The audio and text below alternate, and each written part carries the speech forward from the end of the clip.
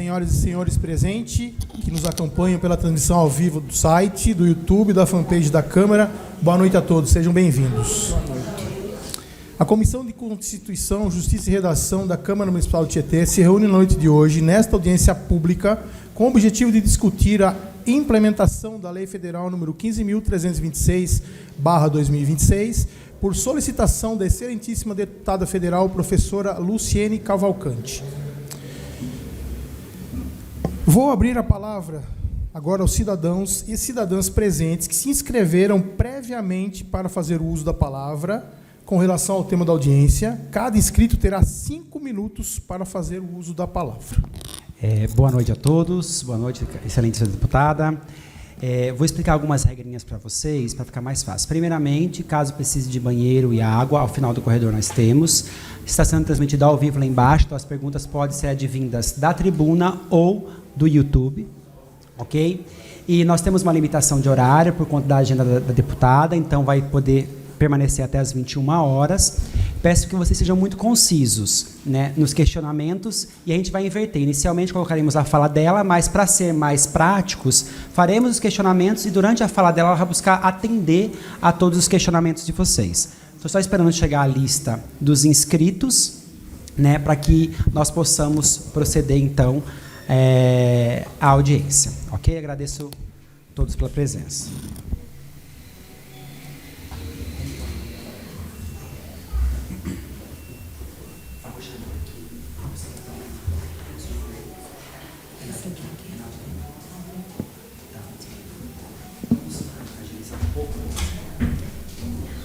Você foi a primeira da lista, Renata. Renata falando, pode chamar a primeira. Quero chamar à tribuna a senhorita Renata. Você tem 5 minutos para suas perguntas, por gentileza. Toma a tribuna, por favor.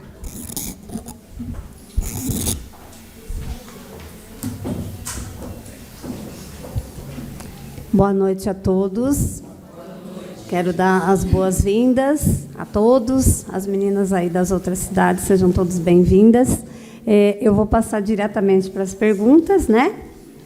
Essas perguntas são perguntas de todas da nossa categoria, né? É um apanhado de nós, ADEs da cidade de Tietê. A primeira, em nosso município temos ADEs atuando na educação infantil, no ensino fundamental e na educação especial. Dentro desse cenário, será necessário que esses profissionais sejam relocados novamente na educação infantil para que seja realizado o enquadramento, sendo que é uma categoria única? Segunda, a deputada defende que profissionais de educação infantil que comprovadamente exercem função pedagógica, possuem formação adequada e atuam na educação de 0 a 5 anos de forma efetiva, têm direito ao enquadramento, segundo a lei da sua autoria.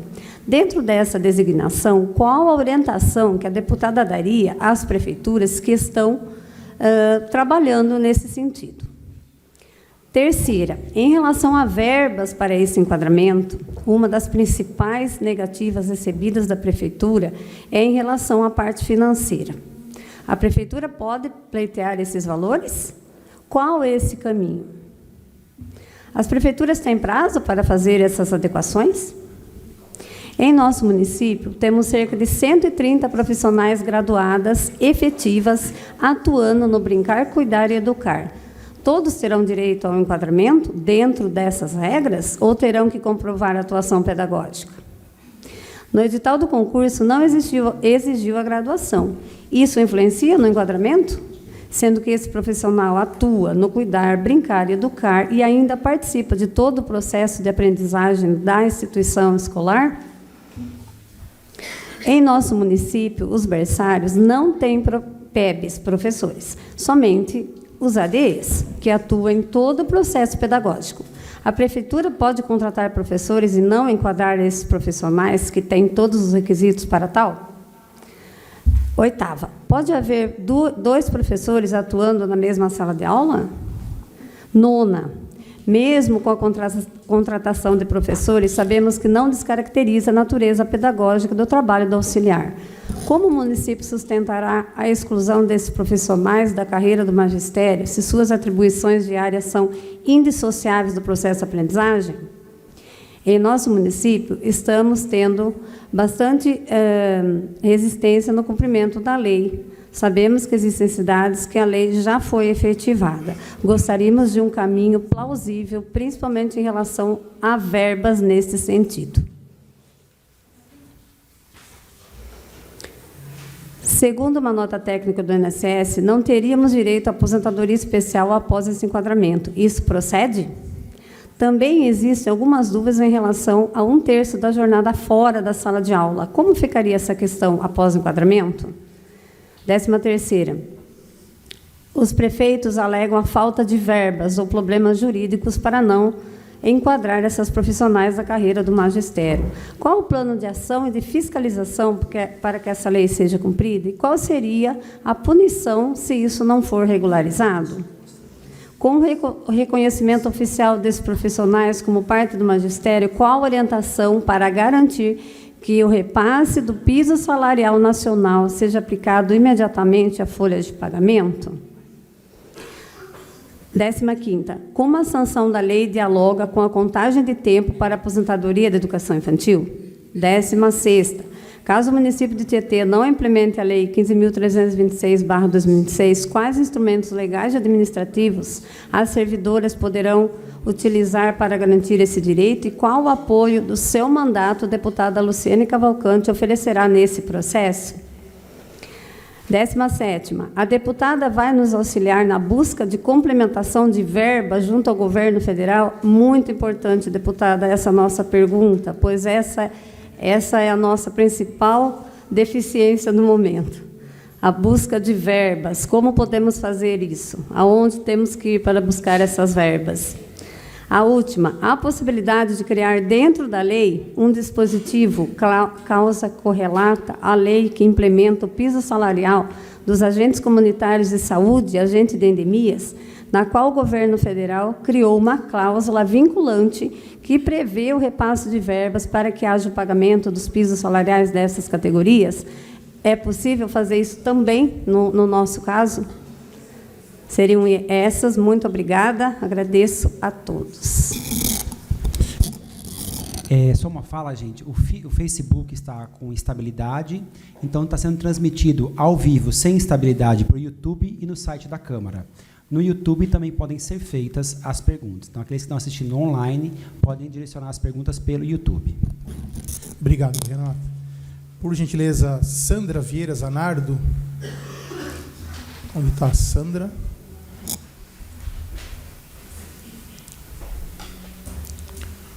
Toma a tribuna, por gentileza. Você tem 5 minutos, Sandra. Obrigado.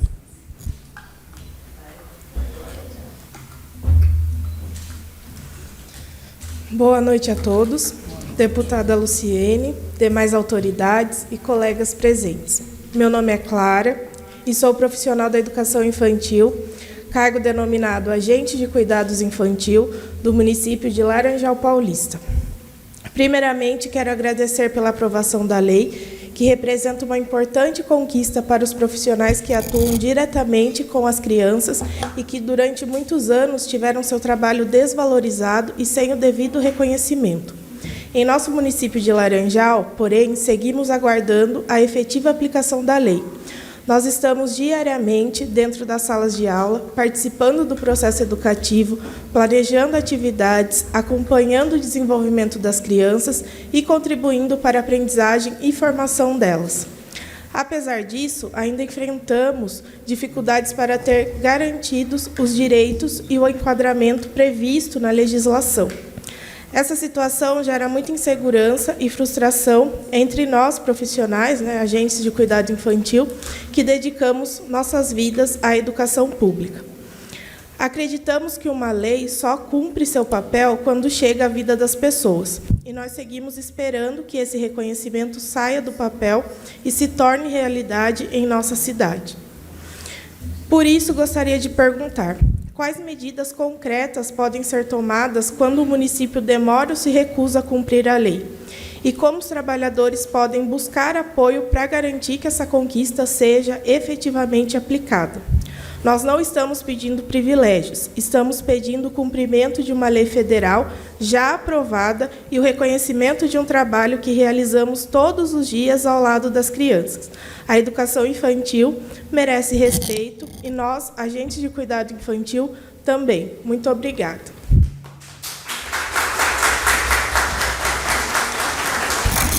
Obrigado.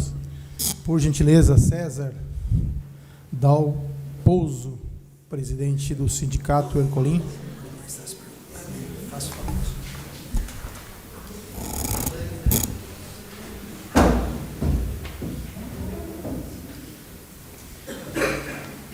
Boa noite, eu sou César, presidente do Sindicato dos Funcionários Públicos Municipais de Tietê e Jumirim. Estamos junto com toda a categoria das ADEs nessa luta aí para o enquadramento da lei da nobre deputada. Uma das perguntas que tanto a gente está debatendo nas comissões das ADEs, nas inúmeras reuniões com o executivo que a gente estamos fazendo, com o legislativo, tivemos a seguinte exposição até o momento. A Procuradoria Municipal já deu 2 pareceres contrários ao enquadramento municipal, conforme a lei da nobre deputada. Mas, mesmo assim, as autoridades estão com boa vontade para a execução desse enquadramento. Mas o grande problema aqui no município está em busca dessa verba. Como já foi relatado aqui no município da nossa cidade, há um déficit de quase 9 milhões da educação esse ano. Aonde tem essa verba para ser buscada dentro dessa lei que foi criada pela nobre deputada presente aqui na nossa audiência? Muito obrigado aí, novamente, pela presença da senhora. Obrigado, César.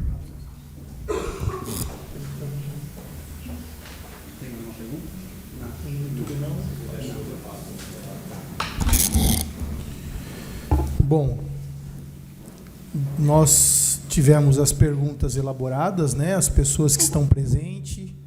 Nós não tivemos nenhuma pergunta até o momento pelo YouTube ou pelo Facebook. E, se tiver, estaremos fazendo a nobre deputada. Eu gostaria de convidar a excelentíssima deputada a fazer sua explanação. Fique à vontade, tá? Isso.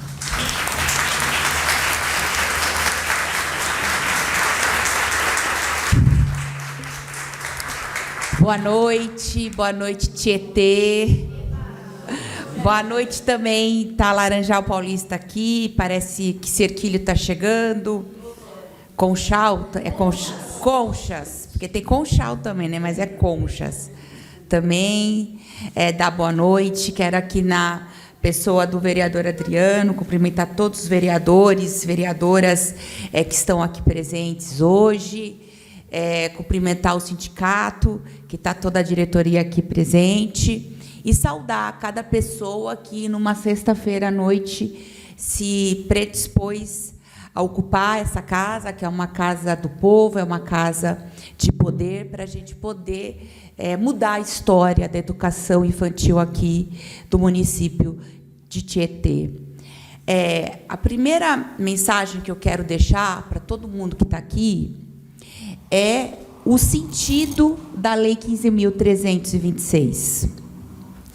Essa lei, ela nasce porque existe uma ilegalidade histórica de mais de 30 anos que ocorre no chão das creches do nosso país.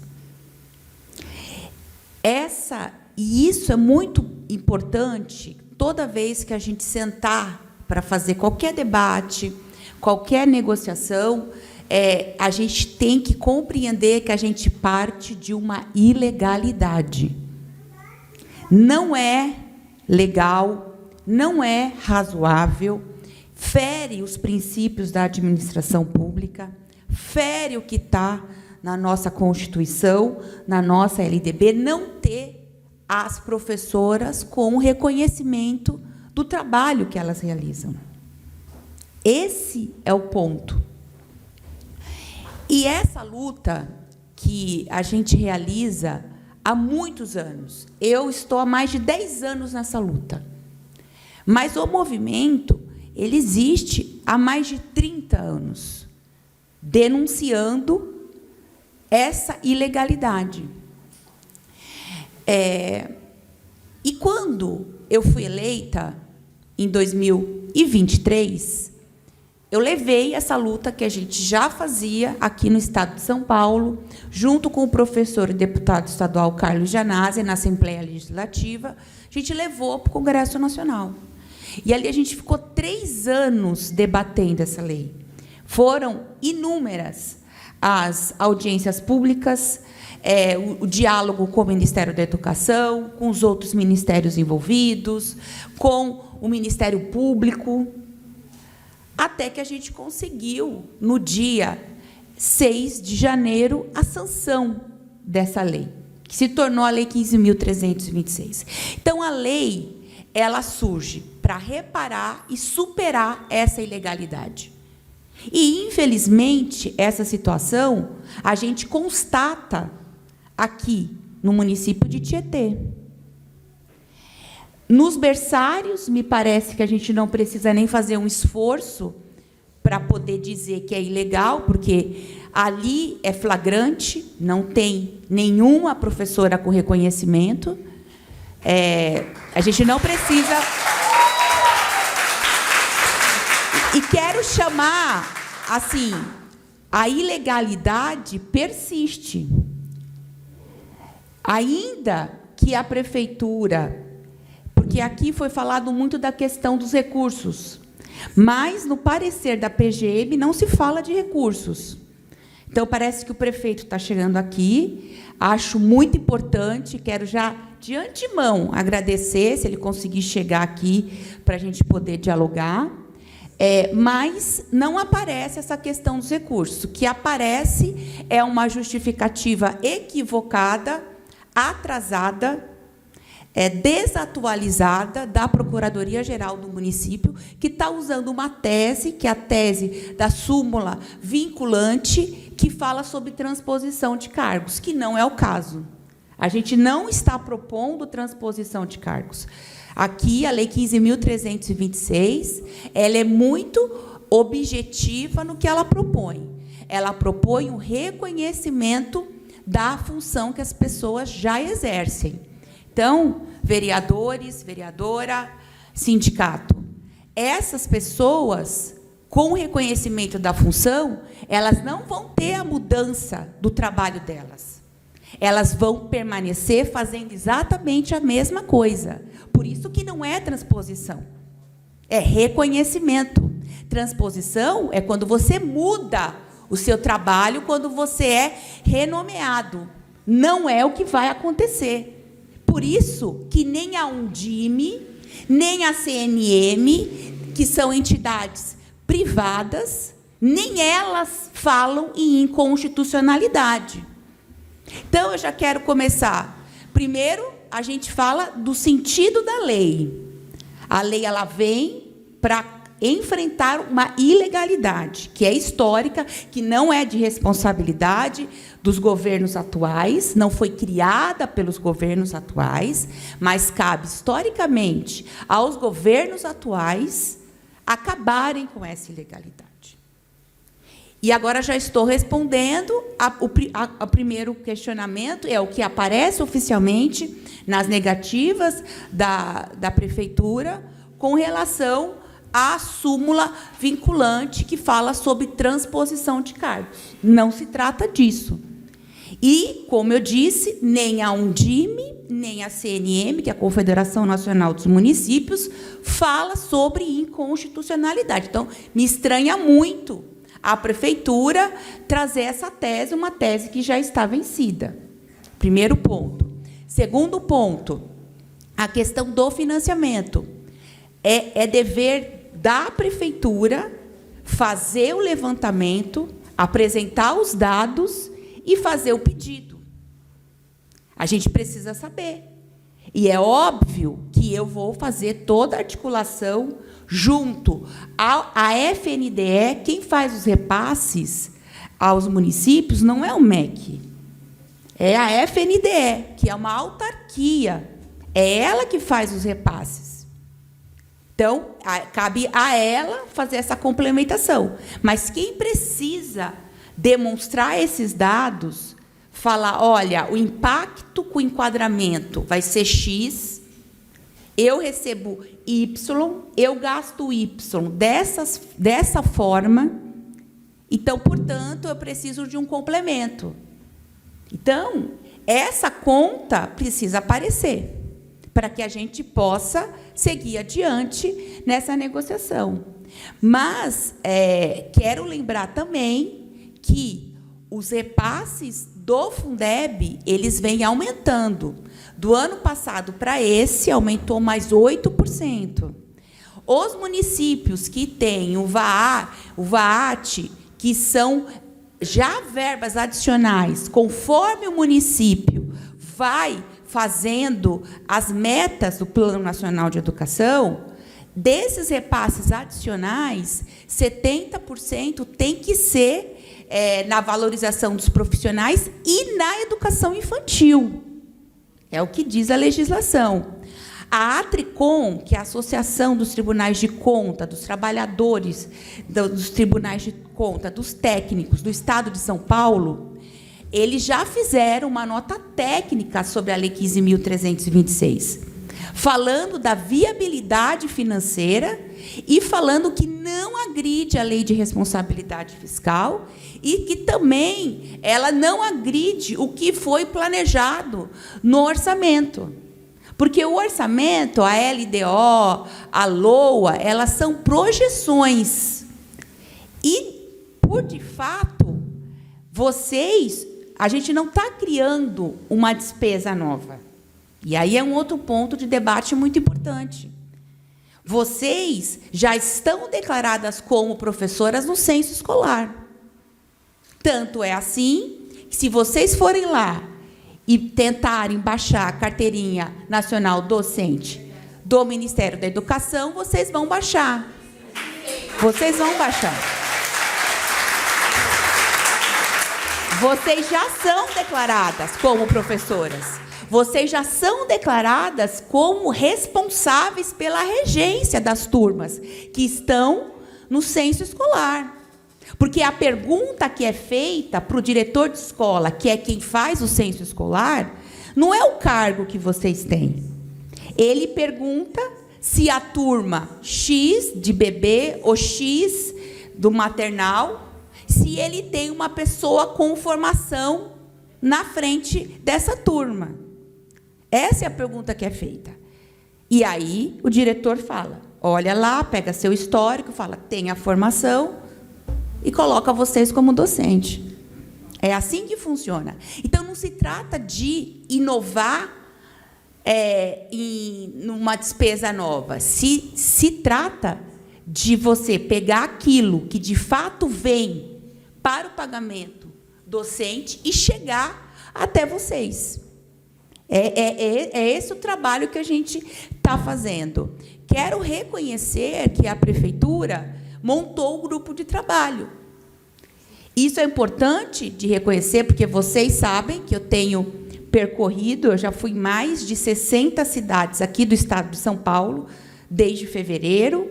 Eu já estive em 7 estados do nosso país, debatendo a Lei 15.326, e a gente sabe que tem prefeitura que não quer, que se recusa a dialogar. Temos de tudo, nós temos todas as situações. Então, aqui a gente percebe que há, sim, um movimento, há, sim, uma abertura para esse diálogo, e o que a gente pode ajudar, com toda a nossa experiência, com os nossos... com essa base de documentos que a gente já tem, a gente pode subsidiar. Porque o que acontece? Muitas das perguntas que vocês me fizeram, a gente precisa compreender como é que funciona o pacto federativo no Brasil. Cada ente, cada cidade, cada estado tem autonomia administrativa, financeira. E aí, por isso que a Lei 15.326, ela segue o Pacto Federativo. E aí, anota aí, ela é de aplicação imediata, ou seja, ela está valendo desde o dia 7, quando ela entra em vigência. Então, quanto mais tempo os municípios demorarem para tomar essa iniciativa, vai criando um passivo ainda maior, só que ela não é automática. E por que ela não é automática? Porque ela respeita o Pacto Federativo, por isso que ela não é inconstitucional. Então, eu, como membro do Congresso Nacional, eu tenho a prerrogativa constitucional de criar leis gerais. Leis gerais que devem ser observadas e seguidas pelos entes federados. Que foi o que eu fiz. Eu mudei a LDB e eu mudei a Lei do Piso Nacional do Magistério. A gente mudou 2 leis. Como que vai ser implementada essa lei? Aí é que entra o Pacto Federativo. E por isso que tem que ter o grupo de trabalho. Porque cada município, e é prerrogativa do prefeito eleito, de fazer a organização do seu sistema de ensino. Ah, mas ele faz isso da cabeça dele? Não. Ele faz isso observando as leis gerais. Mas muitas das perguntas que vocês me fizeram aqui vai da organização de vocês, específicas daqui. E por isso que tem que ter o grupo de trabalho. Tem que ter a adequação dessas leis. Como é que isso vai ser adequado? Aí depende do que vocês vão pactuar. Como que fica a atribuição de aulas? Como que fica a classificação? Como que fica a lotação? Como é que fica se o professor vai ficar na creche, na EMEI e na EMF? Isso, a lei não fala e não pode falar sobre isso, porque isso seria inconstitucional. O que a lei diz? A lei, ela muda o que significa ser professor de educação infantil.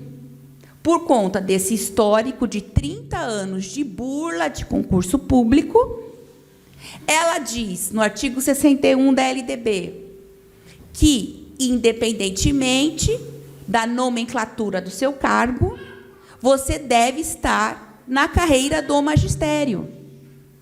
E para você entrar dentro da carreira do magistério, você precisa ter 3 requisitos, que são 3 requisitos objetivos.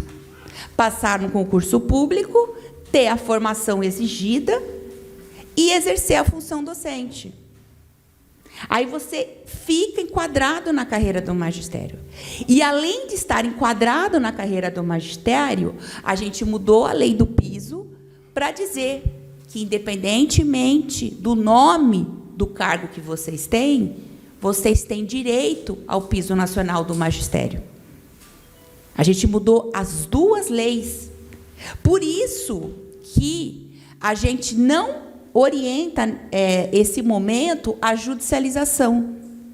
Por quê? Porque a judicialização ela pode levar 1 década até terminar o processo.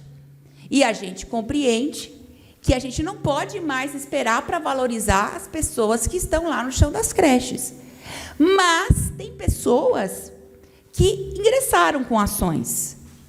Ninguém perdeu a ação até agora. Ninguém. Os juízes, acabou de sair uma decisão do Tribunal de Justiça de São Paulo. 3 desembargadores falando da Lei 15.326. Falando que a lei blinda, ela faz uma blindagem nos direitos dessas pessoas que estão lá no chão das creches, fazendo a função docente, e que até hoje não tinham sequer direito ao piso nacional do magistério. 3 desembargadores. A gente tem o parecer do Ministério Público Federal, que também vai concordar com tudo isso que a gente está falando. A gente tem o parecer em sentença da AGU, também falando sobre isso, que é a Advocacia Geral da União. A gente tem também a COPEDUC, que é um enunciado extremamente importante, número 7 desse ano, que também vai orientar, que tem que ter o reconhecimento, tem que ter professora com reconhecimento nas creches. Essa situação ilegal e irregular de não ter professoras com reconhecimento, porque vocês são professoras, só vocês não têm o reconhecimento. Isso acabou no dia 6. A gente construiu instrumentos jurídicos.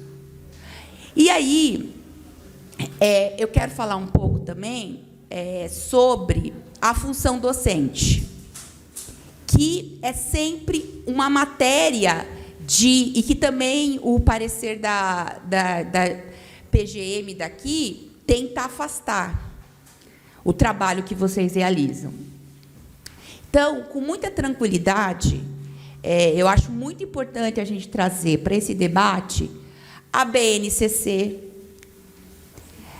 que é a Base Nacional Comum Curricular, que vai falar quais são os conteúdos, quais são as matérias que precisam estar no currículo de 0 a 3 anos. A gente precisa pegar as diretrizes nacionais curriculares da educação infantil, que também vai trazer quais são os objetivos, quais são as estratégias, quais são os conteúdos que os bebês e as crianças pequenas precisam desenvolver de 0 a 3 anos.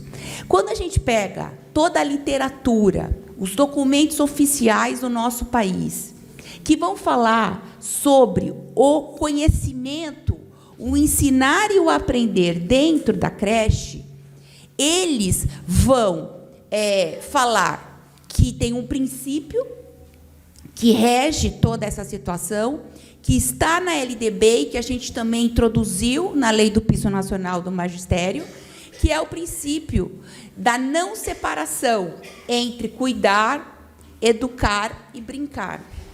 E por que isso? Porque o bebê e a criança pequena, quando ele está nessa fase do desenvolvimento, como nós estávamos também, nós fomos bebês também, como que a gente aprende? A gente aprende através de experiências. A gente aprende através de vivências intencionais. Dentro dessa forma como o bebê conhece o mundo, conhece o outro, toda vez que ele se alimenta, ele desenvolve aprendizado. Toda vez que ele se higieniza, ele desenvolve aprendizado. Toda vez que ele está... E aí, assim, isso está nos documentos do nosso país. A gente não pode simplesmente ignorar. A prefeitura precisa ter uma compreensão, e o PGM, quero até convidar aqui, é um procurador, que ele fique uma semana dentro de uma creche. Mas fique assim, das 7 às 5 da tarde. Que daí ele vai compreender o que significa ensinar e aprender de 0 a 3 anos. Porque para quem nunca pisou numa creche, muitas das vezes a gente sabe, dentro de casa, quem é que realiza o trabalho de cuidado, aprendizado das crianças pequenas. São sempre as mulheres. Então, essas pessoas precisam, elas não podem emitir um parecer sobre educação sem citar nenhum dado do direito educacional. Porque não cita. Não cita. Então, vocês realizam a função docente. E eu quero falar mais sobre a função docente. O STF também já se pronunciou sobre a função docente, que é uma súmula vinculante, porque ele gosta de citar a súmula vinculante, que ele vai falar o seguinte, que a função docente, ela nunca se restringiu a planejar e a aplicar conteúdos. Não se restringe, ela engloba o planejar, ela engloba também aplicação de conteúdos, mas ela vai além. Ela passa por todas as funções de orientação, de apoio e de suporte à função docente. E por que isso é muito importante quando a gente senta para debater a Lei 15.326? Porque isso significa que é por conta desse entendimento, que é um entendimento legal, que eu digo, de base legal, que o diretor de escola, ele está dentro da carreira docente. O coordenador, que não fica em sala de aula, coordenador pedagógico, o vice-diretor não fica em sala de aula, o supervisor de ensino, eu sou supervisora de ensino hoje de carreira, eu não fico nem em escola. E eu sou da carreira do magistério. Então, gente, como é que você vem dizer que uma pessoa que está lá o dia todo com a criança, dentro da sala de atividade, fazendo mediação de conhecimento, cuidando, educando, brincando com aquela criança, essa pessoa não. Ela não é da função da carreira do magistério, porque ela não exerce a função docente. E eu, que sou uma supervisora de ensino, sou da carreira do magistério e sou função docente.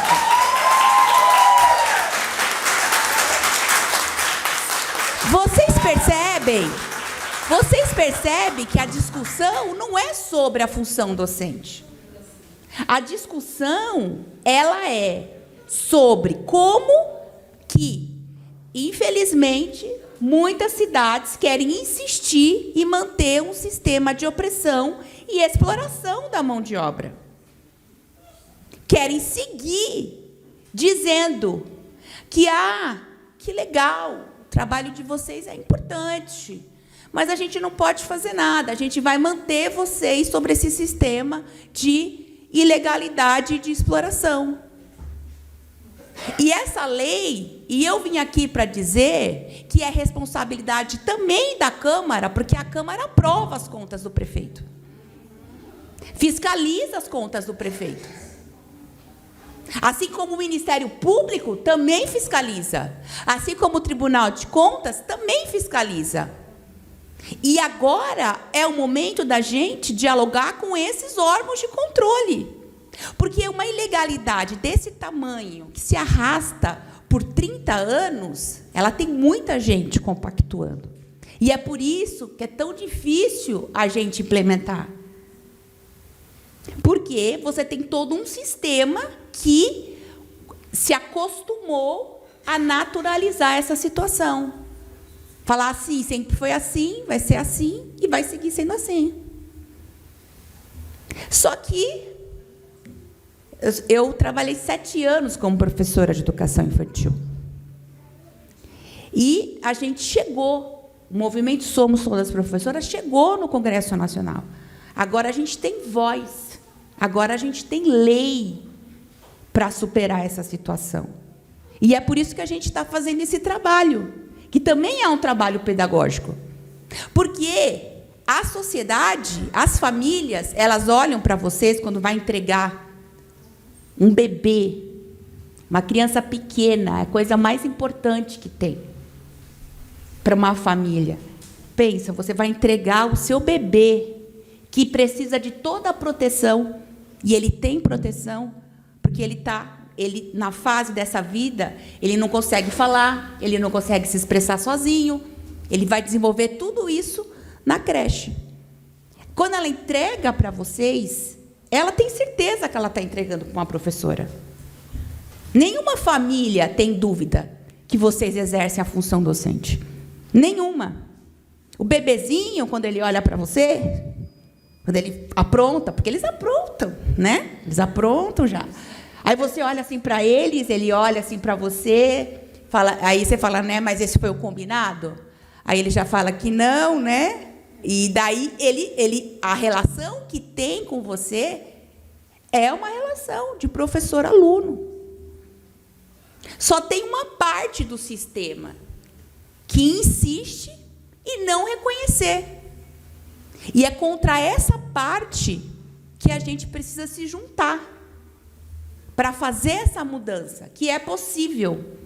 Muitos municípios já estão fazendo, muitos já fizeram, muitos estão nesse processo de debater o texto da lei, porque, como eu disse, não é só quando a gente faz esse giro de pegar vocês que estão no quadro geral dos profissionais e colocar dentro do quadro do magistério, que é o que diz a lei, quando faz esse enquadramento, aí vem uma série de outras questões e demandas que são próprias do município, do seu sistema, que é aquela parte que eu falei para vocês, que por isso que tem que sentar e conversar, porque vai ter que fazer todas as adequações.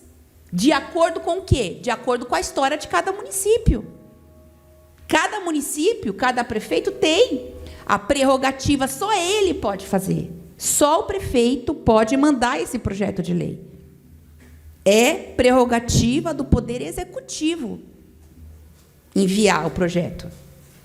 Percebe? Agora, os prefeitos que não enviarem, a gente também... O que a gente está fazendo, o nosso coletivo? Eu, junto com o professor deputado estadual Carlos Janazzi, a gente está dialogando com os órgãos de controle, de fiscalização, com o Ministério Público, com o Tribunal de Contas, não só daqui do Estado de São Paulo, mas a nível federal também. Por quê? Porque essa situação não pode e não vai persistir. A gente não vai parar. A gente não chegou até aqui, a gente não está aqui numa sexta-feira, Dia dos Namorados, certo? Às 9h, fazendo esse debate, porque a gente não tinha mais nada o que fazer. A gente tem um compromisso, que é um compromisso de vida, de mudar e de fazer justiça. É isso que a gente vem fazer aqui. E a gente tem como colaborar. A gente tem todos esses documentos que a gente pode enviar. Eu vou falar para o meu jurídico entrar em contato com o PGM daqui para que ele faça a reconsideração desses pareceres.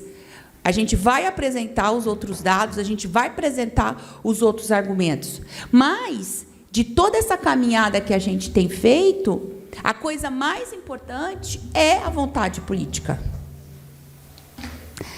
Quando você consegue colocar como prioridade uma questão tão importante quanto esta, as coisas vão caminhando. Veja, eu aprovei esse projeto, a gente, por unanimidade, todos os partidos votaram nesse projeto. Todos os partidos. Inclusive os demais 69 deputados federais aqui de São Paulo, porque nós somos em 70. Todos votaram. E por quê? Porque a gente fez diálogo, a gente fez construção. Porque não tem nada mais importante do que cuidar dos bebês e das crianças pequenas das famílias das cidades. Ou tem alguma coisa mais importante do que isso? É só vocês perguntarem para qualquer família. Coisa que ela mais quer, que ela mais deseja, é que o bebê dela esteja com a melhor educação possível. E é óbvio que, quanto mais valorização a gente tiver, quando esse professor tiver 1/3 da sua jornada para a formação, é óbvio que você vai ter mais qualidade. É óbvio. E a gente não pode se esquecer que o investimento de 0 a 3 anos é o investimento que mais marca e traz resultados na vida acadêmica de uma pessoa. Quem falou isso, Luciene? O Prêmio Nobel de Economia, que fez um estudo e ele comprovou que, quanto mais estímulos, melhor a creche que a gente frequenta, esse aprendizado causa uma repercussão e um impacto em toda a vida dessa pessoa, que supera todas as outras fases de aprendizado que a pessoa teve. E ele ganhou um Nobel de Economia defendendo essa tese. Então, o que a gente está tratando aqui é de algo extremamente relevante. Teve a pergunta dos editais, dos concursos.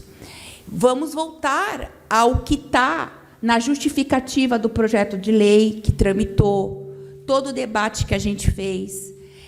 A Lei 15.326, como ela nasce para reparar uma ilegalidade, ela vai falar o seguinte: houve uma série de concursos públicos que burlaram historicamente a legislação, nomeando de outros nomes para não chamar de professor aquilo que é professora.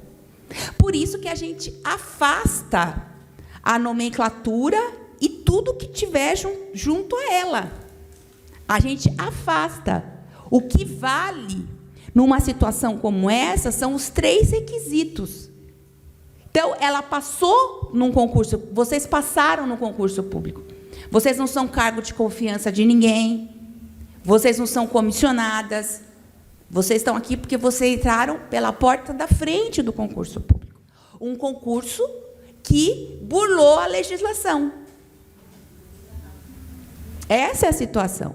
Por conta disso, não importa o nome do cargo, o que importa é, quando, no ato do enquadramento, vocês comprovarem que vocês têm a formação. Qual é a formação?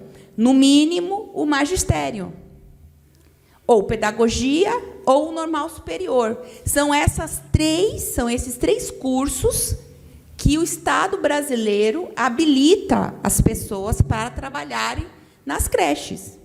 Não pode ser outra formação. Eu também sou advogada. Se eu só tivesse a faculdade de Direito, eu não poderia. Eu fiz magistério, fiz pedagogia e depois eu fiz a faculdade de Direito. Então, é isso. E vocês precisam exercer a função docente. Ah, mas e se tiver uma outra professora na sala? Que também é uma questão que isso surge com força, né? Uma professora com reconhecimento.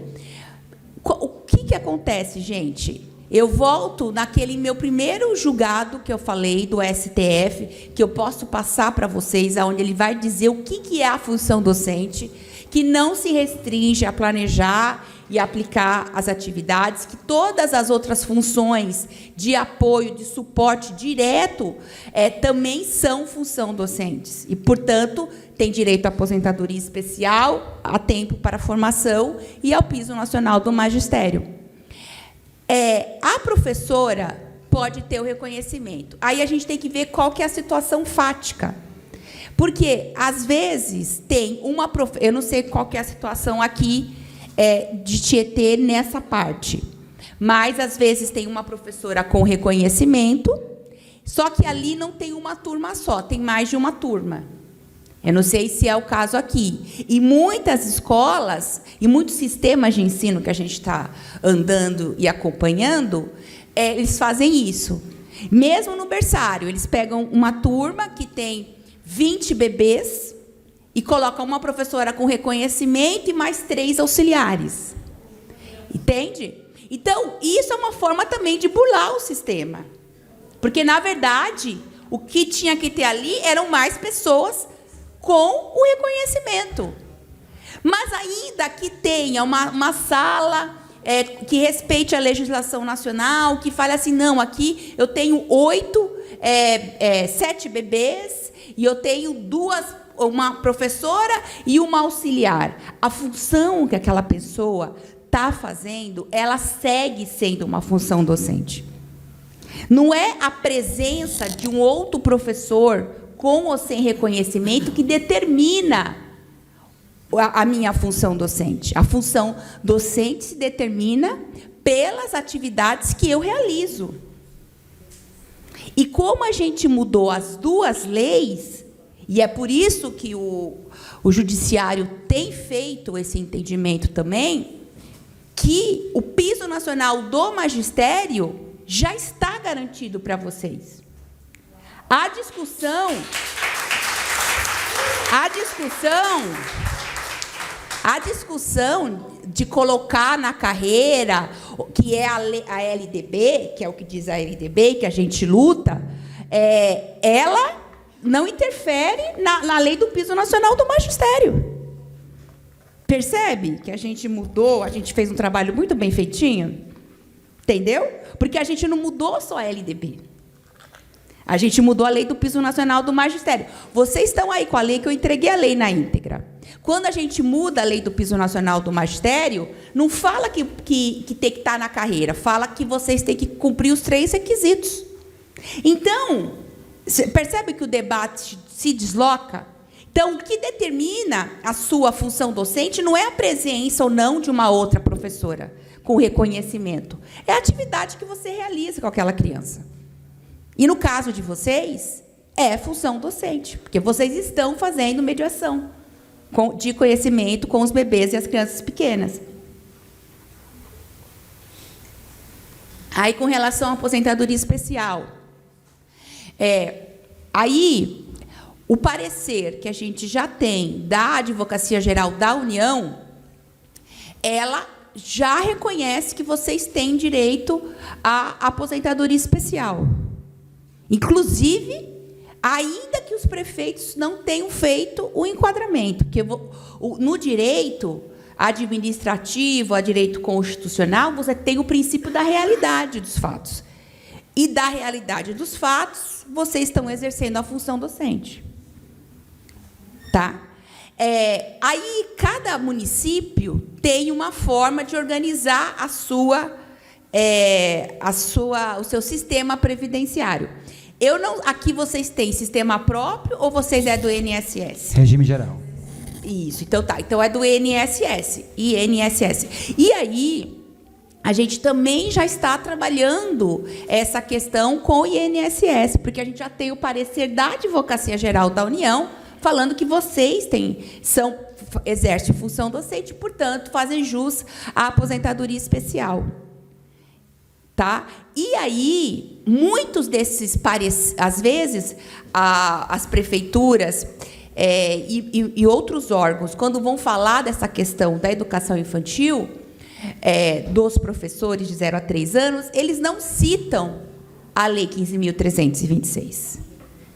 Eles seguem fazendo pareceres que tratam de questões que são anteriores à promulgação da Lei 15.326. E é por isso que a gente tem que fazer, e a gente está fazendo, o nosso coletivo, Educação em Primeiro Lugar, esse diálogo com todos os órgãos, porque vocês fazem, sim, jus à aposentadoria especial. Eu acho que eu já, de uma certa forma, eu tentei dialogar com todas as questões que apareceram aqui, e de encaminhamento da questão aqui do município de Tietê. A gente já oficiou a prefeitura, mas ela ainda não respondeu. Já tem um tempo, inclusive, com relação ao Somos Todas. Mas agora que a gente está com os pareceres, a minha equipe do nosso coletivo vai fazer a contra-resposta desse parecer, vai pedir a reconsideração, a gente vai encaminhar para esse grupo de trabalho que já está instituído as ações que a gente tem, toda a documentação, as leis de outros municípios que já fizeram a implementação, o enquadramento, para que tudo isso ajude e que a gente faça aqui a implementação. A gente vai insistir nessa questão do grupo de trabalho antes de tomar outras providências, que é buscar os outros órgãos de controle, que é o Ministério Público e o Tribunal de Contas. Mas eu acredito no diálogo, eu acredito na construção de pontes, eu acredito que quando a gente senta e conversa, a gente avança muito mais rápido. Eu acho que se tiver essa vontade de chegar numa solução, assim como outros municípios menores do que Tietê já conseguiram fazer, e maiores também, quando a gente fez no município de São Paulo, foram mais de 7.000 professoras que foram enquadradas na carreira do magistério. E quando e essa situação, ela é tão violenta que, por exemplo, a gente conseguiu, poucos anos atrás, há uns 5 anos atrás, a gente conseguiu que as professoras das creches da USP fossem enquadradas na carreira do magistério, porque elas eram contratadas como técnicas. E até hoje a gente está em luta, e agora a gente vai conseguir que as creches da Unesp e da Unicamp também façam enquadramento, porque lá elas não são da carreira do magistério. Elas vejam bem, elas ganham acima do piso nacional do magistério. Portanto, o que a gente está falando aqui não é só de condições salariais, que é muito importante. A gente precisa de condições para poder sobreviver. Num país como o nosso, que tem índices alarmantes de violência contra a mulher, um dos fatores que mais é preponderante para que uma mulher saia de uma situação de violência em casa é a segurança do seu próprio salário, do seu próprio patrimônio. Isso significa dizer que, se uma mulher tem condições de alugar uma casa, pagar uma casa sozinha, ela vai conseguir sair daquela situação de violência muito mais rápido. Então, quando a gente fala da questão patrimonial, não é uma questão menor, é uma questão extremamente importante, e ela está relacionada a várias outras consequências na vida da família daquela mulher. Lembrando que nós somos 98% nas creches, 0 a 3 anos, são todas mulheres, e a maioria são mulheres negras, pretas ou pardas. Mas não é só isso. A gente também luta pela identidade do nosso trabalho, da nossa função. A gente quer chegar numa loja para comprar uma geladeira, e na hora que a gente for preencher, a gente quer... Qual é o seu trabalho? É professora. Eu não sou uma auxiliar, eu não sou uma pajem. Isso significa a nossa identidade social. Isso significa o nosso reconhecimento perante a sociedade, e isso cria subjetividades.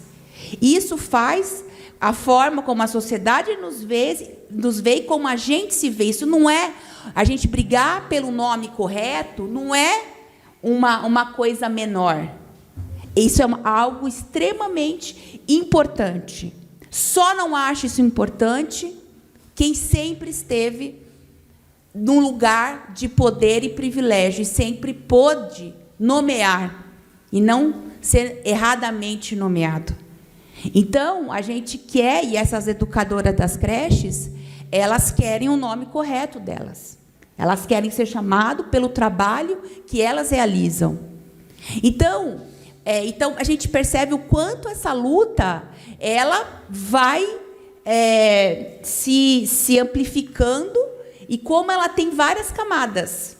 E é por isso que a gente precisa de um grupo de trabalho. Esse é o melhor caminho. As outras cidades que estão aqui, se não tem o grupo de trabalho, a gente vai insistir primeiramente nessa situação, mas a gente precisa tomar essa decisão política de valorizar quem está lá, de acabar com essa ilegalidade. Porque, assim, porque o que eu tenho dialogado com o Ministério Público, com o Tribunal de Contas, com os prefeitos, veja bem, se o senhor está questionando a lei, se está falando alguma coisa sobre a lei, então, qual que é a sua proposta para acabar com essa ilegalidade? Porque a ilegalidade segue lá.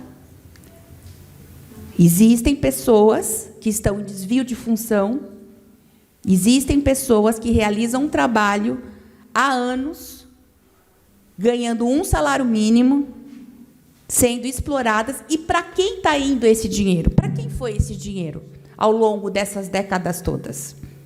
Onde foi parar esse dinheiro? Que vem... Porque como que é a conta do Fundeb? Você pega um número de alunos matriculados na rede, e isso gera um montante relacionado ao número de profissionais que você tem que ter. E desse montante que chega, 70% no mínimo é para pagamento dos profissionais. Pode ser mais do que 70%. Então, para onde está indo? O que está acontecendo? Essas perguntas são perguntas legítimas. A gente quer saber. Até porque, para a gente poder ajudar, a gente vai ter que entender o que está acontecendo. Então, por isso é importante a importância dessa audiência pública, a importância do grupo de trabalho, a importância de a gente estar aqui. Vocês observam que eu tenho feito, amanhã eu vou estar em São Roque, a gente tem ido em muita cidade. Aqui, nós estamos com 4 vereadores? 4? Com 4 vereadores. Vou até pedir uma salva de palmas para todos os vereadores aqui presentes.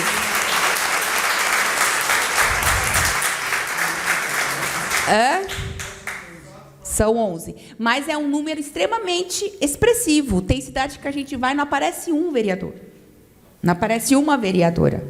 E quando o prefeito mandar o projeto para cá, porque ele vai mandar, a gente vai trabalhar para que ele mande, vamos trabalhar para isso, os vereadores, eles vão analisar.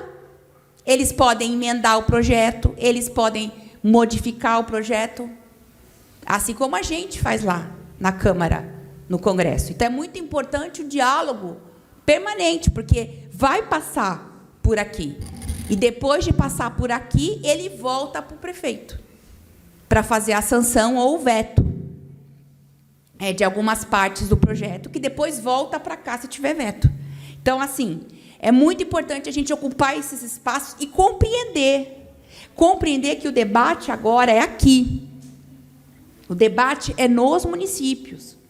O debate, quem vai fazer isso é o prefeito, é prerrogativa constitucional dele. E a gente respeitou tudo isso na nossa Lei 15.326, justamente para que não houvesse nenhuma possibilidade de inconstitucionalidade.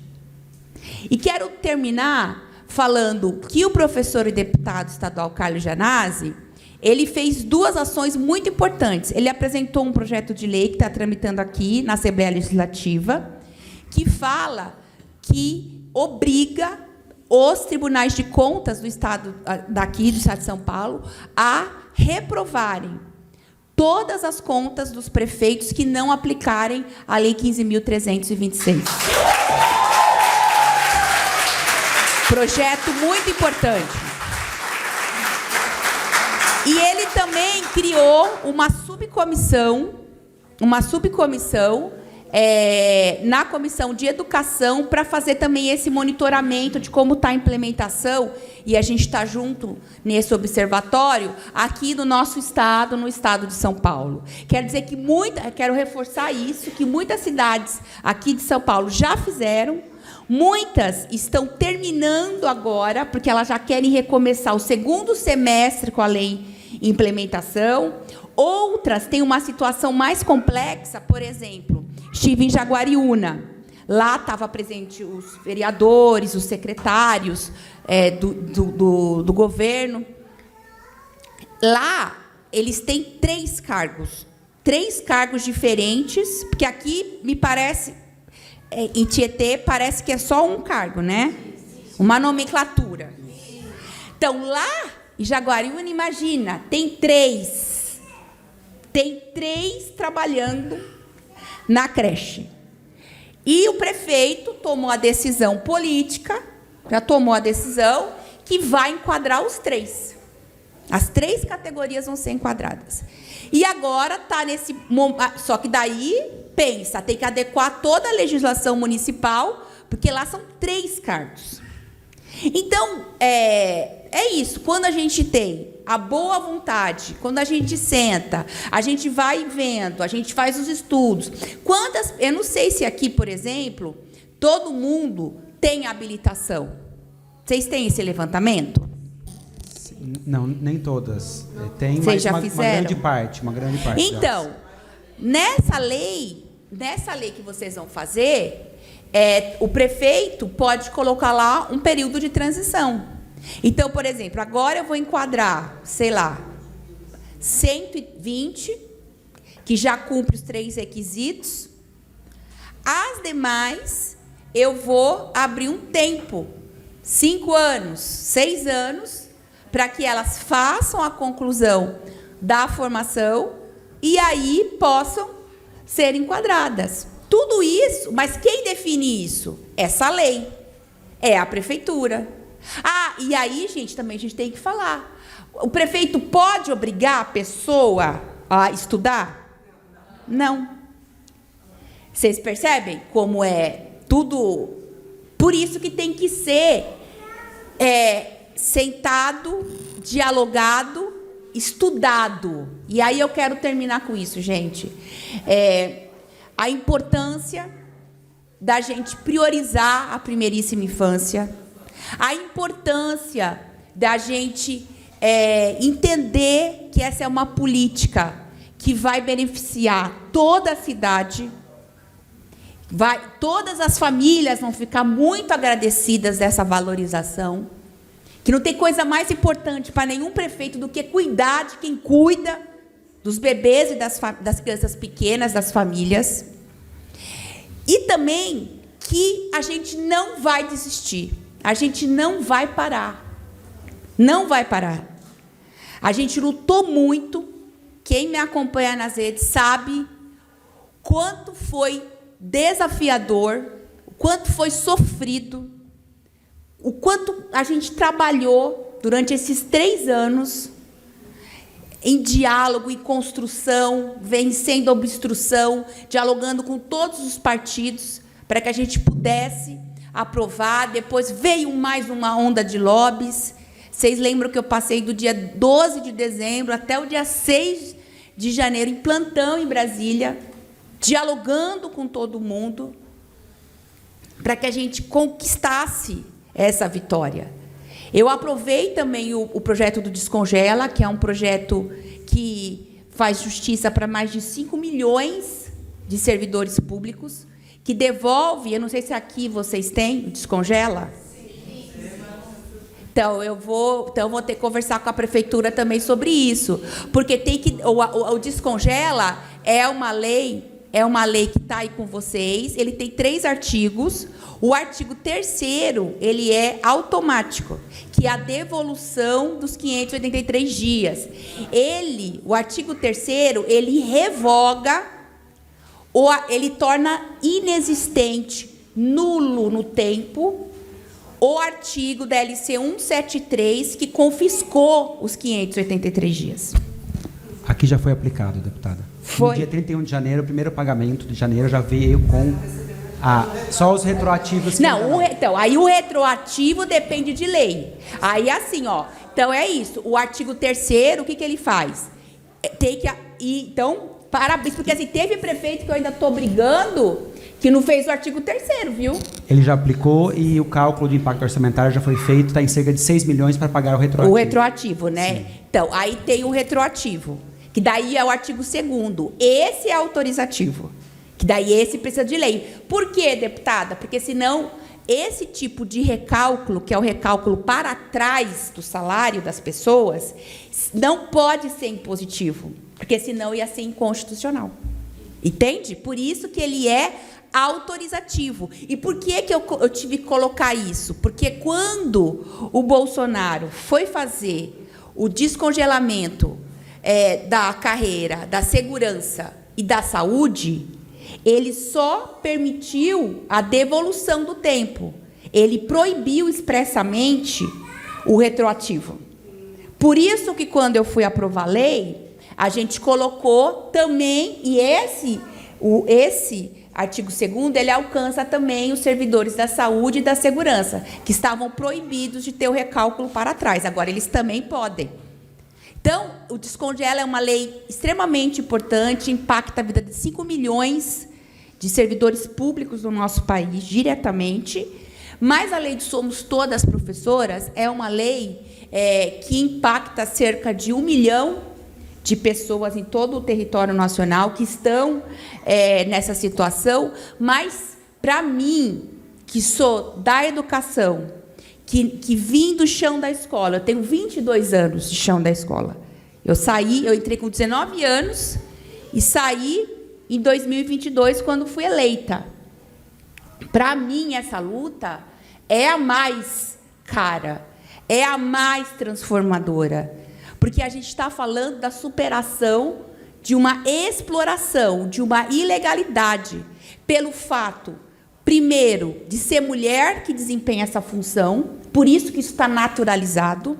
Segundo, porque o nosso trabalho de educar e cuidar de 0 a 3 anos, ele é muito ligado no imaginário social ainda ao cuidado apenas, ao assistencialismo, e isso se remete ao trabalho doméstico.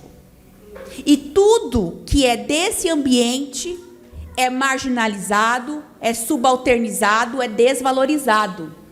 Ainda que nos discursos as pessoas digam que valoriza quem cuida, quem faz a vida reprodutiva acontecer. Mas a gente sabe que, na prática, quem está ali fazendo a base de todo o trabalho é desvalorizado. As pessoas acham assim, que a gente não faz nada, que o que a gente faz não é ciência, que o que a gente faz não é profissional. Então, que, portanto, a gente tem que ficar caladinha e ser explorada. É isso que sustenta 30 anos de exploração. Porque há uma aceitação de quem? De todos os órgãos de controle. Por isso que é importantíssimo a gente estar aqui com o sindicato, estar aqui com a Câmara. Tenho certeza que a Prefeitura vai ver esse meu pronunciamento, que a gente está fazendo diálogo com o Tribunal de Contas, com o Ministério Público, porque a gente precisa acabar com essa situação. A questão de vocês não é individual, porque muita gente também fala isso. Ah, por que você não prestou, então, concurso para professora? É uma fala machista, racista, classista, de pessoas.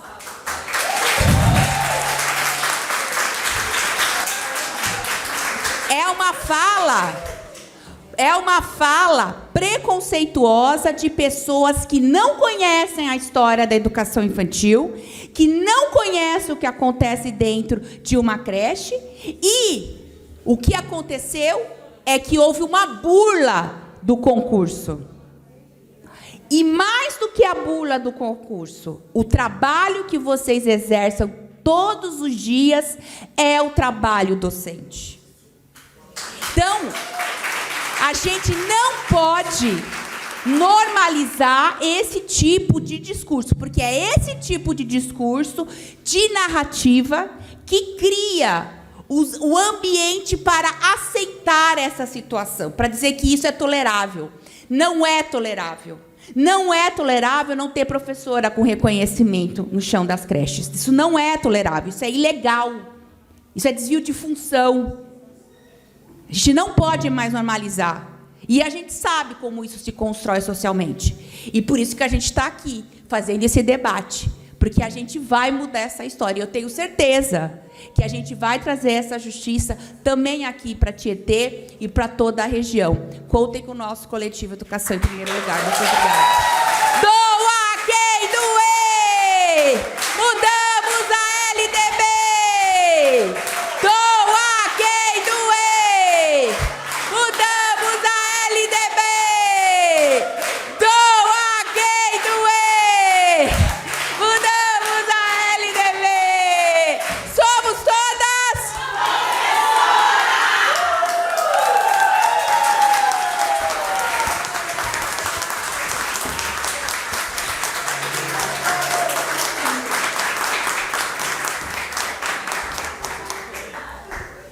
Muito obrigado, deputada.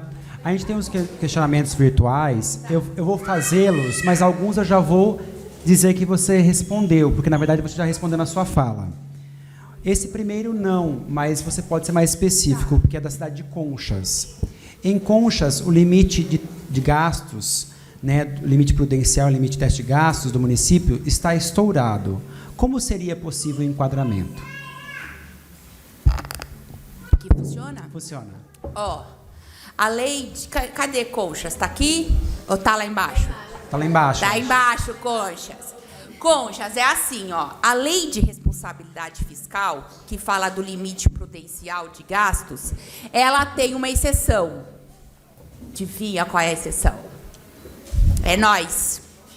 É nós. A lei de responsabilidade fiscal, ela excetua de responsabilidade o prefeito quando se tratar de cumprimento de piso profissional. A gente no Brasil só tem 2, do magistério e da enfermagem. Então, dialogando com o Tribunal de Contas, demonstrando que o que está sendo feito é o pagamento de cumprimento de piso profissional, o Tribunal de Contas vai fazer esse entendimento. E aí precisa entender o que está acontecendo no município de Conchas, porque, pensa, São Paulo, que é um município muito maior, o nosso limite prudencial está em 40%, 42%. Para você atingir mais do que 60%, 70%. Então, aí o prefeito tem que saneamento, tem que cortar os cargos comissionados, ele tem que fazer um trabalho de saneamento, mas privilegiando os concursados e o pagamento dos pisos. Perfeito. Eu vou fazer a pergunta e já dar devolutivo, porque algo foi dito já, né? Mais uma pergunta de Vânia Silva. Jumerim, o concurso de agente de educação infantil é exigido apenas o fundamental. Mesmo assim, as concursadas e formadas têm direito à lei? Na verdade, a senhora pontuou muito bem que, atendendo os requisitos de ter a formação, né, em nível de magistério ou ensino superior, ela perfaz o direito a esse enquadramento. Então, aqui nesse caso, se tiver atender os requisitos, sim. Quem é contratado e quem tem magistério e pedagogia tem direito também? Sim, acho que está na mesma esteira.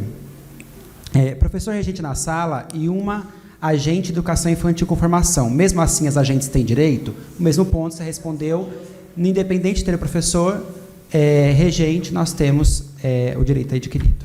A prefeitura está dizendo que vão pôr professores nos berçários. É tudo de Conchal? É de Conchas e outras cidades. É Conchas. Conchas. Eu estou com Conchal na cabeça. A próxima vai na mesma esteira, então é a mesma resposta. Tá.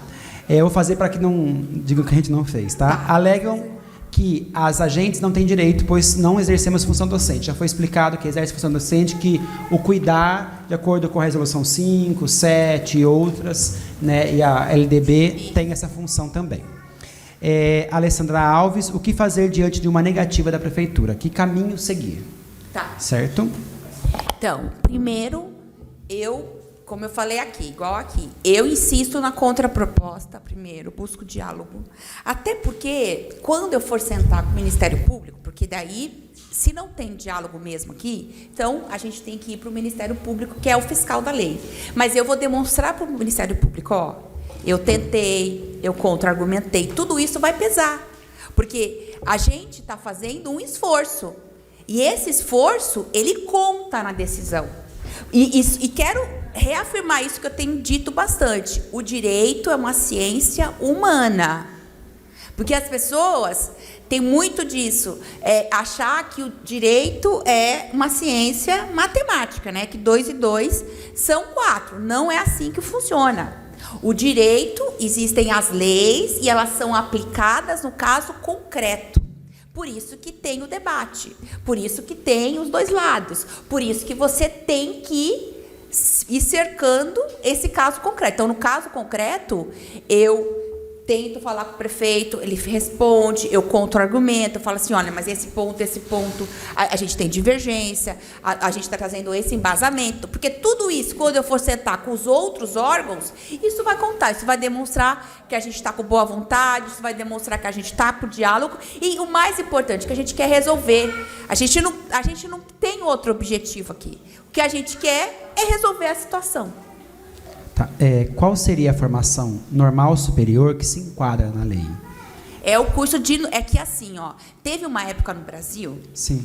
que eles acabaram com o magistério. Eu fiz magistério. Quem mais fez magistério aqui? Então, a gente fez magistério. A gente é das antigas, né? Aí a gente fez. acabou o magistério. Aí primeiro, aí tinha pedagogia, aí começou um debate, aí eles fizeram o curso normal superior, que seria o magistério de nível superior. Só que não rolou, não teve adesão. Mas teve gente que se formou. Essas pessoas que têm esse diploma, igual o diploma do magistério, gente, lá a gente está habilitado para fazer o quê? A aula de educação infantil e séries iniciais. Ninguém vai revogar isso da gente. O piso nacional do magistério é um piso de nível médio. Não é um piso para nível superior, de carreiras de nível superior. Por quê? Porque, historicamente, no Brasil, os professores são formados em nível médio. E o Conselho Nacional de Educação já decidiu sobre isso. Nosso diploma vai valer. A prefeitura pode lançar um edital falando assim, para ser professora de creche ou de EMEI, tem que ter pedagogia. Ela pode fazer isso, mas ela não pode recusar o meu diploma do magistério, entendeu? Então, é esse curso que é o curso normal superior. Hoje, a maioria é pedagogia, que você já sai com todas as habilitações. Próximo ponto. E se não tivermos um dos requisitos dos 3 exigidos? Não pode. Perfeito. E se os vereadores votarem contra? A gente tira eles daqui.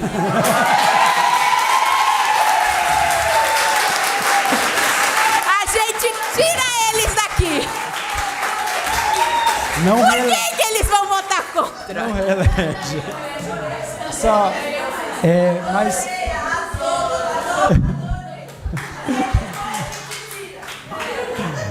Isso mesmo. Qual é a lei que isenta o prefeito de responsabilidade?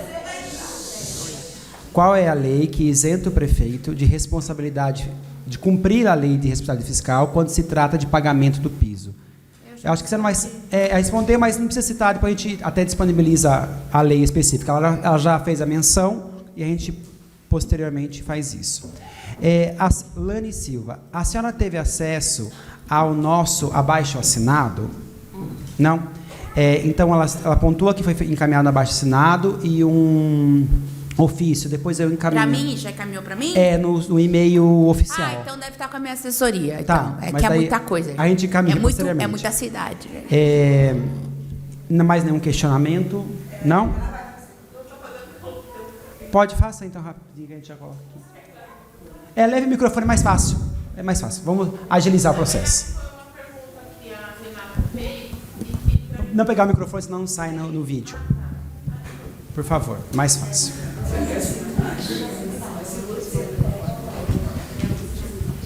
Boa noite. Na verdade, foi uma pergunta que a Renata já havia feito. Sim. Sobre a possibilidade de criar dentro da lei um dispositivo ou uma cláusula correlato à lei que implementa o piso salarial dos agentes comunitários de saúde, que quando foi feito o piso salarial deles, houve uma cláusula que o governo federal tem que mandar até 95% da verba para pagamento do piso. Se dentro da lei da 15.326 tem como fazer uma cláusula, se existe a possibilidade de fazer essa cláusula também. Eu acho que até Você está falando assim, de ter complementação do governo? Isso. Não, mas isso já está na Constituição, não precisa de lei. A Constituição Federal, ela determina assim, toda vez que você tem uma lei federal e o município não consegue cumprir essa lei, o governo federal precisa fazer a complementação. E eu volto a dizer, ele tem que apresentar os dados. Também cabe ao prefeito fazer o pedido. Não tem como um vereador fazer esse pedido, não tem como eu, como uma deputada. A responsabilidade é do prefeito. Quem está com a caneta na mão é ele. Então, ele tem que ver. Ele faz as contas, ele abre essas contas, ele faz o pedido, entende? Perfeito. Deputada, até acho que eu vou complementar o que ela disse. Eu acho que em relação aos agentes comunitários, que ele tem uma cláusula vinculante, né? É o IFA. É por conta desse. É o IFA. É isso que eu estava pensando. Da cláusula, é o IFA. É a cláusula vinculante. Mas eles também não cumprem, né? E tanto não cumpre, porque isso daí eu sei, porque a gente aprovou. Não cumpre, eu sei. A gente aprovou na Câmara uma outra situação para que, de fato, esse dinheiro chegue aos agentes, e agora isso está no Senado. Então, os agentes comunitários, até teve uma vitória importante na CCJ, que é a questão da aposentadoria, PEC 14, essa semana, né, que a gente estava lá, mas é isso, entendeu? E aí, gente, ó, é óbvio que a gente tem que ter as leis, e a gente luta, e eu faço leis e fiscalizo o Poder Executivo, essa é a minha função. Mas eu quero lembrar que o que movimenta a sociedade é isso que a gente está fazendo aqui. A gente precisa deixar claro para todo mundo da sociedade aqui de Tietê que essa é uma questão importante, que o enquadramento das pessoas que estão lá na creche é uma questão social importante, que precisa ser priorizada. Isso a gente chama de vontade política, de força política. O que é política quando foi inventada lá na Grécia? É a participação na vida da sociedade, na tomada de decisão das cidades. É isso que é política.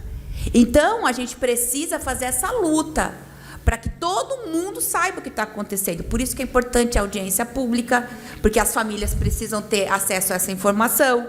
E como que a gente vai organizar a cidade para que isso seja priorizado. E isso vai ser feito quando? Quando todo mundo tiver com essa luta. É uma luta que a gente vai fazer. A gente está lutando, gente, por orçamento. Por isso que a nossa luta é tão difícil. A gente está lutando, a gente está brigando para que esse orçamento chegue até o bolso de quem está no chão das creches. Essa é a luta mais difícil que tem. Isso se chama a luta de classes. Por isso que é tão difícil. A gente está lutando por aquilo que é mais difícil. O Brasil é o 9º país, gente, do mundo. No mundo existem cerca de quase 198 países no planeta Terra. Desses 198, o Brasil é o 9º que mais produz riqueza. Nós somos um país rico e profundamente desigual, porque o nosso orçamento não chega para a população, não chega para quem está no chão da escola. Vocês percebem? Tem dinheiro, e para onde está indo esse dinheiro? E é por isso que a gente precisa lutar, e é por isso que é tão difícil, porque a gente está lutando por isso. E é óbvio que tem muita gente trabalhando e contando com a nossa desistência, com o nosso desânimo, com o nosso adoecimento, mas aonde eles querem a desistência, o cansaço, a gente vai mostrar toda a nossa força. Porque a gente não vai abrir mão daquilo que é justo. A gente não vai abrir mão de dar uma vida mais digna para a gente e para a nossa família. Entendeu? E é isso que nos movimenta. E essa certeza de que a gente também não está sozinho. A gente não está sozinho. Não é só Tietê que está lutando. Aqui já tem mais 3 cidades. Tem mais de 1 milhão de mulheres, grande maioria mulheres, os sindicatos estão lutando, os vereadores estão lutando. Não tem como não acontecer. Muita gente achava que a gente não ia nem chegar até aqui. Muita gente achava que a gente não ia conseguir. Essa semana eu estive em Cuiabá, lá no Mato Grosso, que foi a primeira cidade que fez a implementação. Ela fez lá no dia 7 de janeiro. O presidente Lula sancionou no dia 6, no dia 7. O prefeito mandou o projeto para a Câmara, numa sessão extraordinária, e fez a lei. Uma capital. Fortaleza, eu já estive em Fortaleza. Fortaleza também está nesse processo, está terminando de escrever o projeto, porque realmente, gente, eu sei que tem muitos ajustes que tem que ser feito. Tem a lei local, tem todas essas questões que são dos municípios, eles estão ajustando. Mas falei de novo essa semana com o ex-secretário de lá, que é deputado federal, que é o Dilvan Alencar. Vocês podem ver que ele está sempre comigo. E o Dilvan, ele é vice-presidente da Undime. Olha que interessante. E ele, na cidade dele, vai fazer o enquadramento. Mais uma capital que vai fazer. A gente está em luta em Caruaru, que tá lá o prefeito falou que não ia fazer. Aí, não sei se vocês viram, o Somos Todas Professoras foi na abertura do São João. Meu Deus. Aí, o que aconteceu? Aí estava lá um deputado, o Túlio. Aí, o Túlio olhou, o Túlio me ligou.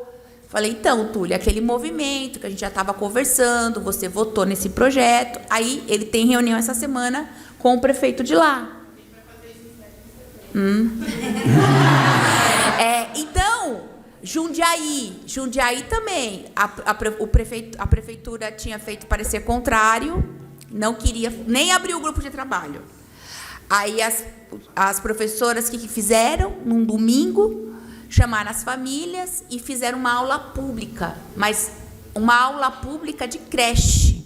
A gente está acostumado a ver aula pública, que você vai lá e você fica dando palestras, né?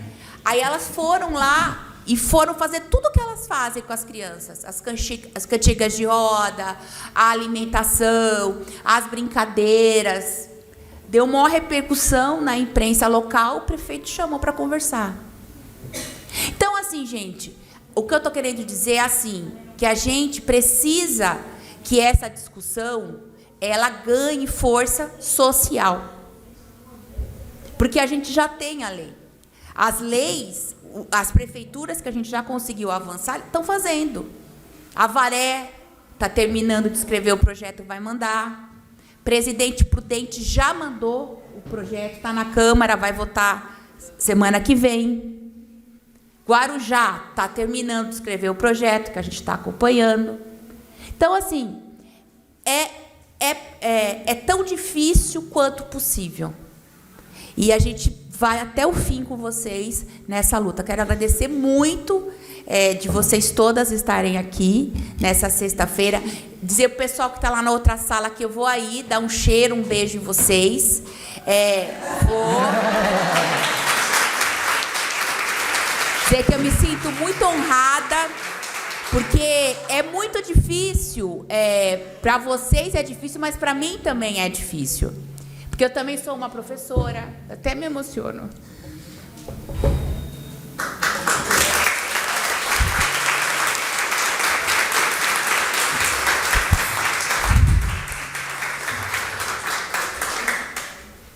Porque a gente que é mulher e está na política é muito difícil. A gente é julgado o tempo todo. A gente tem que falar 10 vezes a mesma coisa para as pessoas ouvirem. A nossa palavra parece que tem menos valor. Então, eu faço esse movimento de percorrer as cidades, de estar perto de vocês, porque isso também me fortalece. Eu sei que é muito difícil.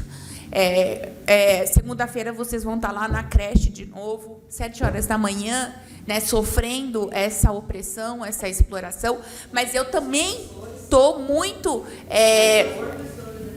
Oi? Infelizmente, as pessoas não entenderam isso ainda, né? As pessoas acham que quando uma classe avança, isso que retira o direito do outro. Então, isso é uma deformação do que significa a luta por direitos. Isso foi fabricado. Colocar a gente da classe trabalhadora inimigo do outro, é tudo que o sistema quer. Quer que a gente se separe. Então, é um erro, e é um erro pedagógico histórico, porque o que retira direito de um outro servidor não é um outro servidor. São grupos políticos que ficam passando nos governos, que são covardes e atacam os direitos dos trabalhadores. É isso que retira direito, nunca um outro. Pelo contrário, quando uma classe se movimenta, todo mundo se movimenta junto. Então, isso é um trabalho que a gente tem que fazer também, e não baixar a cabeça. Então, eu também sofro. Eu me emociono, eu canso, porque é muito duro você ouvir, né, todo dia, mas aí a gente tem que lembrar o que a gente está fazendo aqui. Entendeu? Entender que isso não é pessoal, entender que isso não é individual, porque eles querem que isso seja uma questão individual, isso é uma questão coletiva. O ataque é coletivo. Por por isso que a resposta tem que ser coletiva. E a gente tem esse trabalho, coube a nós explicar para os nossos colegas de trabalho, para os vereadores, para os juízes, para o Ministério Público, o que significa ser professor de creche. Coube a nós, historicamente. E é um trabalho duro, difícil, mas a gente vai conseguir. A gente chegou até aqui, quando muita gente achou que a gente não ia chegar, a gente chegou. Né? É lei, está aí. Já tem um monte de lugar que isso está acontecendo. E isso vai chegar até aqui também, gente. Então, assim, contem com o nosso coletivo Educação em Primeiro Lugar. A gente tem muita gente lutando para que isso aconteça. Muitas pessoas. Hoje não se fala mais em creche sem falar dessa questão que estava esquecida, que estava normalizada, que estava, assim, era tido como uma questão menor. Agora não, ninguém vai poder falar de educação infantil sem falar que tem que valorizar quem cuida, quem educa nessa primeira etapa. Então, eu tenho muito orgulho do nosso trabalho, do nosso movimento, da nossa luta. Deixa eles falarem, né? Esses todos que estão aí, né? Eles passarão, a gente passarinho, a gente vai voar. E a gente veio aqui para mudar a história das creches do nosso país. Então, muito obrigada por vocês estarem aqui hoje. Muito obrigada. Vamos? Podemos encerrar? Bom, dando sequência à audiência, eu gostaria de informar a todos os presentes que toda essa discussão democrática ocorrida aqui nesta noite de hoje, diante desse tema tão importante e significativo para a educação municipal, será encaminhado ao Poder Executivo Municipal, uma vez que qualquer alteração legislativa no âmbito do município para uma futura implementação da Lei Federal número 15.326/2026 deve iniciar-se no Poder Executivo. A Comissão de Constituição, Justiça e Redação da Câmara Municipal de Tietê, na qual estou presidente, se compromete a analisar de forma célere toda e qualquer proposta encaminhada pelo Poder Executivo nesse sentido, a partir do momento que a matéria adentrar essa comissão.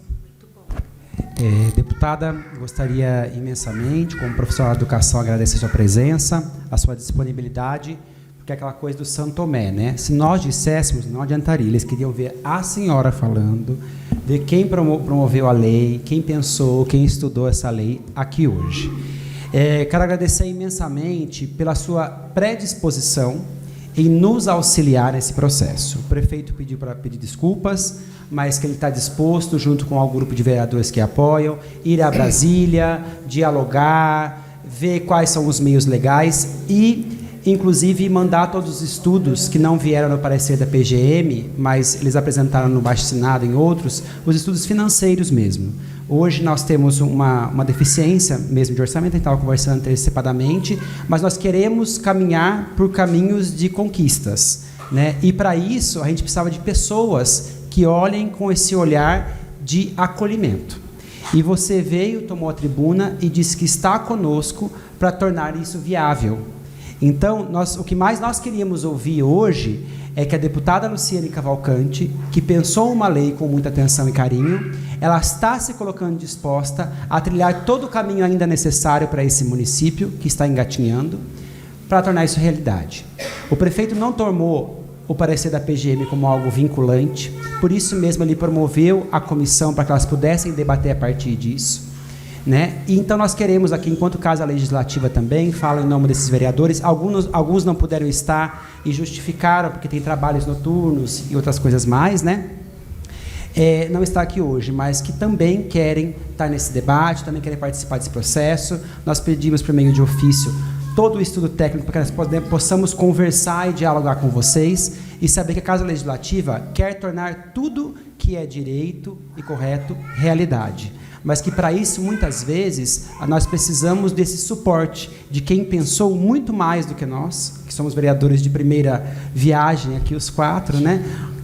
Estamos aprendendo ainda caminhar, que tornar isso realidade. Mas a sua disposição em dizer que vai nos auxiliar nisso, que vai nos ajudar a trilhar caminhos, que vai nos ajudar a transpor as barreiras legais, que vai nos ajudar a transpor as barreiras financeiras, isso é a grande escuta. Você trouxe a essência do que é a audiência. Então, eles queriam ouvir isso, serem ouvidos. E a escuta compreende não só falar, mas também ser acolhido em suas demandas. Então, agradeço imensamente, em nome da Câmara, depois passo ao presidente, a sua presença e espero que nós traçamos um diálogo daqui para frente muito frequente para tornar isso realidade dentro das possibilidades financeiras e legais do nosso município. Muito obrigado, viu? Eu quero, em nome de toda a comissão, agradecer à excelentíssima deputada pela disponibilidade, como a senhora disse, numa sexta-feira à noite. Realmente tem que estar muito empenhada, muito focada, com um foco determinado para poder trabalhar, né, em prol dessa causa que é nobre, é justa, nós entendemos isso, tá? E é importante a todos que estão aqui, né, os presentes, os que estão nos vendo pela internet, a importância da audiência pública. Né, nós, quando houve todo esse movimento, nós solicitamos essa audiência pública, né? Sugerimos que fosse uma audiência pública para que a gente possa, e as pessoas possam entender a importância de uma audiência pública. Nós temos audiência pública em todas as secretarias, educação, saúde, esporte, e nós não temos uma colaboração da sociedade, da população. Isso é importante para eles entenderem, vocês têm voz. É importante participar de todos os debates, de todas as funções. Essa Casa Legislativa ela está aberta a todos os dias. Então, isso é muito importante. Quero, mais uma vez, reiterar o meu agradecimento. Tá? Dizer que estaremos trabalhando para que isso realmente, né? Estamos buscando a possibilidade de ir realmente para Brasília, para a gente entender melhor e fazer de uma forma melhor. Então, eu quero agradecer imensamente a todas, né, que estão aqui, a todas as pessoas, o sindicato, né, em nome do César, que está se empenhando profundamente para buscar essa solução. Agradecer a todos que estão presentes nessa noite. Estamos à disposição, ok? Quero deixar isso muito e salientar isso de uma forma bem contundente. A Câmara de Vereadores de Tietê está à disposição para o que for preciso para a gente poder fazer com que isso aconteça. Eu quero declarar encerrada, agradecendo a todos, uma boa noite a todos. Está encerrada a presente audiência pública. Deus abençoe a todos. Uma boa noite.